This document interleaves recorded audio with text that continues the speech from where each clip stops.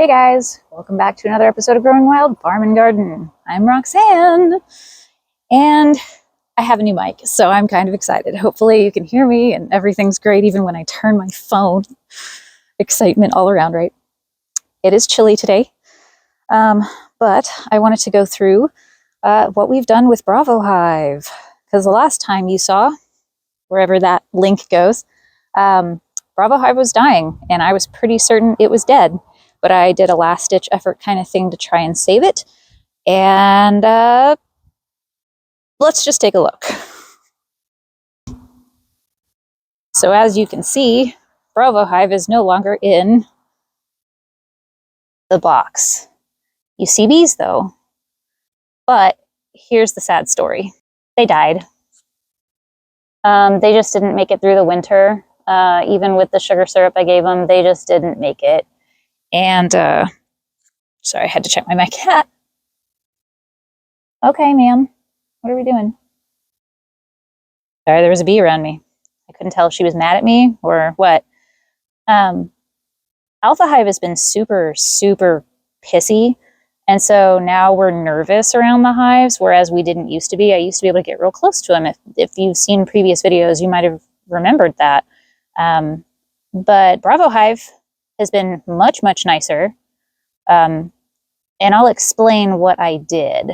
So Bravo Hive died, and in February, I went in to check on them to see, what could be done. Nothing. They were no longer alive. And we opened up Alpha Hive, and Alpha Hive was going strong like usual. And so I just split them. I went ahead and just literally took the brood box off of Alpha Hive, the top brood box, and I took the frames and put them into the Apime hive over here, which is this plastic one that my friend is letting me use until he's able to come take it away from me again, hopefully with bees in it. And I just split them that way. It's called a walk-away split. I believe I've covered that before, but a walk-away split, just to help you get a real good idea, is when you take a frame of bees, nurse bees, along with some babies that are in the frame, the brood frame. You put it in another box. You put some frames around that so they have plenty of space to build, and you walk away from it. You let them make a queen, and you come back like a month later. They should have a queen. She should be starting to lay, and then you have a new hive. It's called a walk-away split. In the meantime, with the other hive, you just replace the frame. You go ahead and make sure that they have all the space they need, and everything is hunky-dory. And that's what we did. So now I have two hives. I have not gone back into Bravo to see if the queen has been made or anything yet. So that's the only thing I don't know. But it only just happened. I think it's probably going on a week, maybe a week at this point. But there they are, being happy, doing their thing. They really love that top entrance. I opened that one a couple days ago, and you can see them coming out of it ever so often, but they just don't seem to use that bottom entrance that much. Oh well. And then over there at Alpha, they're still just as active too. I gave them another brood box since she was laying strong, and put a honey super on, because if we're not already in it, we're coming up on our flow. Dandelions are sprouting. Henbit's been everywhere, and in my experience, they don't really do the henbit, but they love the dandelion. I've never seen them visit the henbit, maybe because there's enough dandelion around, or maybe there's other stuff that they enjoy more. Don't know. Oh, but that's the update on Bravo Hive for those of you that are into beekeeping here in Oklahoma. I'm in eastern Oklahoma. I'm in northeastern Oklahoma specifically. So I try to make these videos because I've only got a couple years under my belt. I'm learning as I go, picking up, as I learn, and then sharing that information with some of you. Because I have a garden, and doing the beekeeping thing. Some of you also do that, so, or want to.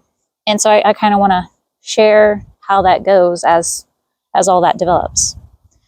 As to honey, I generally try to get honey in May or June, right before it starts to get too hot and the things start to die off, because that's when we go into a dearth. A dearth, if you don't know, is when all the plants that create pollen, or I'm sorry, that create nectar basically die, and there's no honey coming in. There's no nectar for the bees. And in northeastern Oklahoma, we generally find that happen in late May, June, and definitely in July. It's typically always in the late half of June, but it could start early in May. And if you've lived here a while, you know all that. And then we have what's called a second, peak season, essentially, when everything comes back to life around our fall time, late summer, which can be anywhere from September to October. And then the bees will start to pick up again. So we kind of get lucky. I don't know if you can hear that big plane, but there's a plane ahead of me. We kind of get lucky with 2 seasons, so 2 possible times that we can actually pull honey. I generally only do the summertime. I haven't gotten lucky enough to have a hive strong enough to pull honey again in the fall season, but that's kind of my goal. That's kind of my goal right now, to be able to pick up more than once. But that said, even what I have gotten in the last couple of years has been at least 5 gallons. So I can't complain too much. But yeah, so that's all today is. Like, everybody, the hives, let you guys know the update. Stupid wax moths. But anyway, I hope all you Oklahoma beekeepers are out there doing the beekeeping and keeping up, and I hope your hives are happy and healthy and all that fun stuff. So until next time, guys, I will see you later. I hope you have a great week. I hope you have a great weekend, and I'll see you next time. Bye.